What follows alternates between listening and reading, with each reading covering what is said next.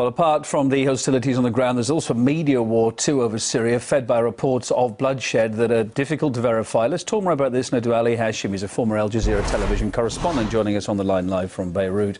Ali, hi there. You claim to have witnessed covert efforts by your former network to support the opposition in Syria. We have reported on this before. Bring us up to date, though, briefly. What did you mean by that? Remind our viewers. Actually, as everyone knows right now, I resigned like a month ago, and that was because of the channel's way of covering the whole Arab Spring, precisely the situation in Syria and Bahrain. On each side, the channel was taking a certain stance. On one side, it was supporting and meddling into every and each detail in the Syrian revolution. At the same time, it was kind of covering up what's going on in Bahrain and not showing really what's happening. Here also we can differentiate between the Arabic and the English channels because each one was taking a kind of a different approach. But this was in general the reasons why I left, because there was kind of lack of professionalism, and at the same time I felt as a journalist that I'm really pushed to do my job for the sake of a certain state's agenda, which is Qatar. Yeah, Ali, as a seasoned journalist, were you surprised by the scale of what appears to be happening here? How widespread were these efforts that you're talking about?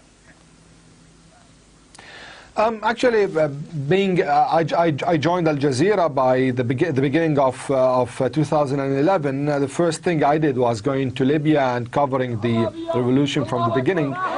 You know, things were going on smoothly and normally. You know, it was the first experience in such places. I mean, revolutions, because I've covered wars before, but not a revolution.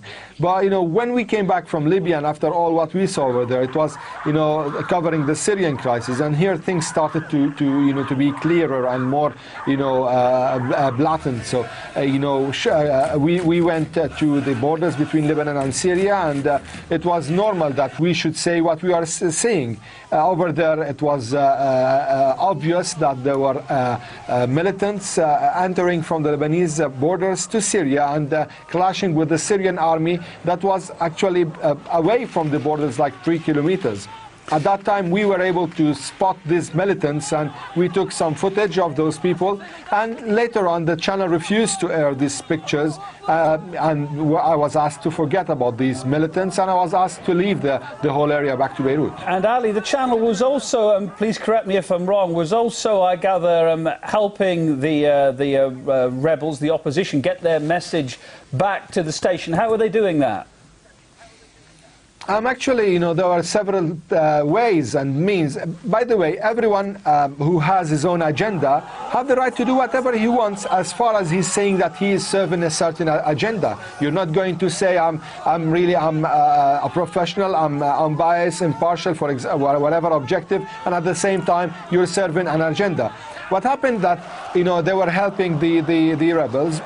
It's what the government wants. It's what Qatar wants, to enter some, you know, those beacons, some satellite, you know, communication tools and apparatuses. So they were entering them, smuggling them into Syria from the borders from Lebanon, as I knew from, you know, people with us in the organization where I used to work, in the media outlet that I used to work for. One of the people who was given like $50,000 at the beginning of the revolution to smuggle a so-called, you know, they called a beacon, which is used for satellite communication in order to show the picture from inside. So this is one of the things that the channel, you know, did in the beginning of the revolution. Okay. I said it's their right to do whatever they want, you know, as far as they're saying that they are serving a certain agenda. All right, we've heard your allegations there, but I mean, more generally, what effect does media coverage have on events like we've seen unfolding in Syria? How's it affecting the Syria conflict? How's it helping it unfold or not? let me be clear regarding media coverage of Syria. The media coverage of Syria, showed in a clear way that the Arab media precisely. Later on, we'll talk about the Western media, but the Arab media precisely is divided. It's kind of a partisan media. Each party have his own media that is showing part of the reality. I can say it's not a matter of lying to people, rather than showing half of the reality and then leaving the other half. And this is, what the agendas want. So the problem is people are being misled by media in a way or another on both sides. I'm not saying on one side. On both sides, people are being misled by media. On one side, it's kind of concentrating on showing that the army is killing people and civilians and innocent people, etc., etc., etc., without showing that there are militants also fighting the army and killing also civilians from the other sides, those who support the Syrian regime. At the same time, the official media also was trying to show that there were only militants who are fighting the regime, and there were no people who are asking for freedom and reforms in the country. Ali, thanks for taking the time to be on the programme. Ali Hashim, journalist and former correspondent with Al Jazeera Television. Thank you.